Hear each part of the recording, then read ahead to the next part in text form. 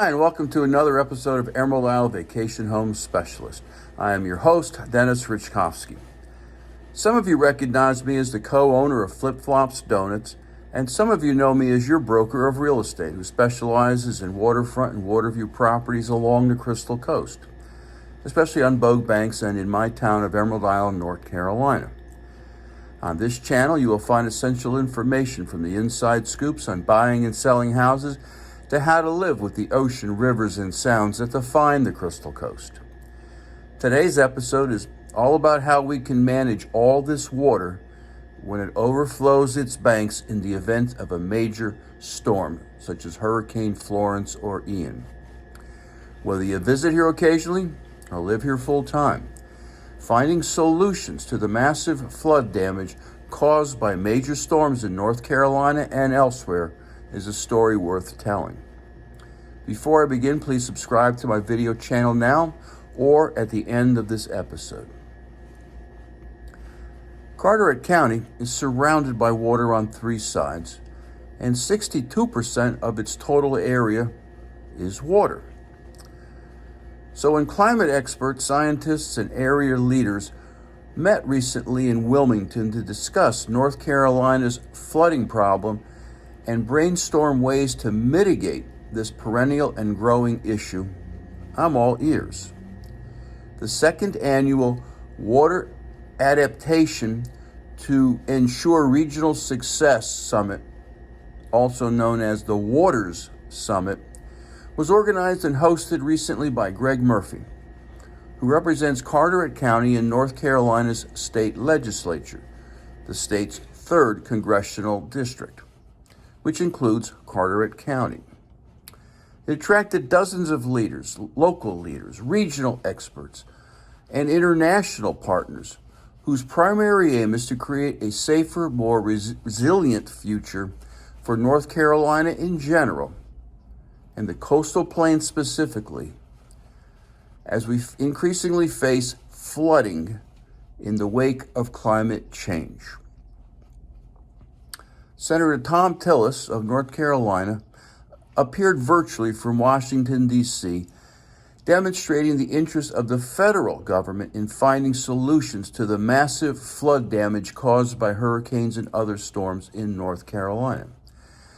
Tillis said that it's likely that flooding in North Carolina will increase, in part because of changing climate and partly because of the rapid growth and urbanization of the state. A problem of this scale, he said, is going to require not only local and state agencies, but also federal agencies working together on innovative legislation and policy. Collaboration and cooperation among all levels of government and the private sector is the key to better prepare for future development in eastern North Carolina, where inland and coastal flooding regularly upends the livelihoods of families, businesses, and even whole communities. Many areas of eastern North Carolina, here I'm thinking of Kinston and New Bern, for example, see problems even after relatively small storm events now. In Wilmington, the parking lot of the battleship North Carolina floods early and often. The frequency and amount of flooding is also on the increase in the downtown and historic districts of Beaufort. Two factors have contributed greatly to this increased frequency and amount of flooding. The first is all of the many bodies of water that surround Beaufort. The town lies within the White Oak River Basin and is bordered by three watersheds.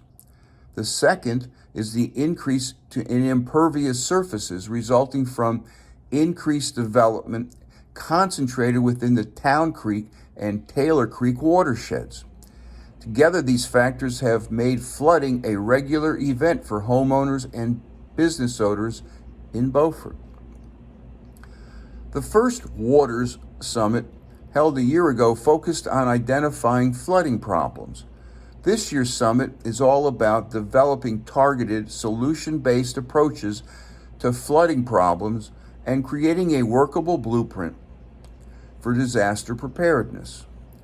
Dredging was highlighted as an important approach.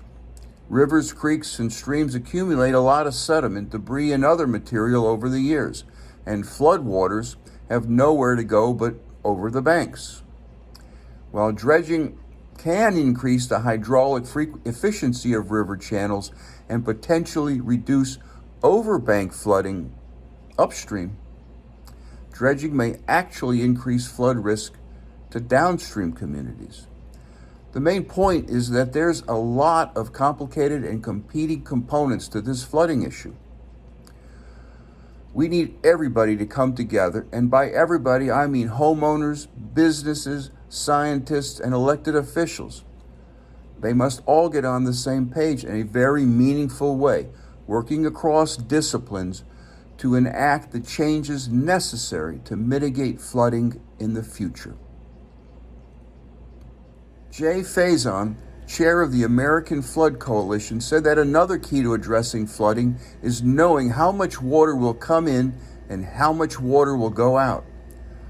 Right now, we don't have this data, much less the right data. We are guessing 95 to 98% of the time. A good first step is developing a reliable North Carolina flood forecasting system, something that Dr. Rick Lucic of the UNC Institute of Marine Sciences in Morehead City has been working on. Dr. Chip Conrad, a climatologist at UNC Chapel Hill, said that climate changes also are responsible for the increasingly strong storms we are now experiencing, because warmer waters create more evaporation, which leads to more water vapor in the air and thus more rainfall. He also noted that there is a natural long-term hurricane cycle, and this cycle is dependent on a weather event climatologists call the North Carolina Oscillation. This oscillation measures the relative strength and fluctuations in surface atmospheric pressures of a permanent low-pressure system located over Iceland and a permanent high-pressure system located over the Azores. The oscillations control the strength and direction of westerly winds, the primary determinant of storm or hurricane tracks across the Atlantic. Currently, we are in a positive cycle, which means more and stronger storms. And Dr. Conrad said that this positive cycle could continue for another 10 to 30 years, increasing the urgency of learning how to mitigate flooding here in eastern North Carolina. Dr. Conrad added that Hurricane Florence was a good harbinger of what people can expect more of in the future if we choose to do nothing in the present. Florence inundated New Hanover, Onslow, and Carteret counties with 30 or more inches of rain in 72 hours. Flooding extended west to Interstate 40 and north to Kinston, flooding virtually all of the coastal plain for weeks. Some communities in eastern North Carolina continued to clean up after a storm that pounded the state some 4 years ago. Bottom line, North Carolina is no stranger to flooding. Now it needs to become familiar with flood resilience. Other states, such as Florida and Louisiana, and communities like Babcock Ranch have embraced flood mitigation technologies that North Carolina can use and build upon. In a previous video, I spoke about the community of Babcock Ranch that survived the wrath of Hurricane Ian unscathed. The streets in this community were designed to flood so homes didn't. Native landscaping along roads helped control stormwater. Power and internet are buried to avoid wind damage. And since Babcock Ranch relies not on fossil fuels but on solar energy, the lights never went out in this 2,000 home community. To learn more about flood and flood resiliency, subscribe to my newsletter by texting your email address to 919-308-2292, or sign up for my blog on my website, www.eihomesforsale.com, and subscribe to Emerald Isle Vacation Home Specialist on YouTube. Stay well and stay safe. Come on down. Please subscribe to my channel now And definitely return next week to the same bat channel at the same bat time of 9 a.m. on Thursday for another episode of Emerald Isle Vacation Home Specialist.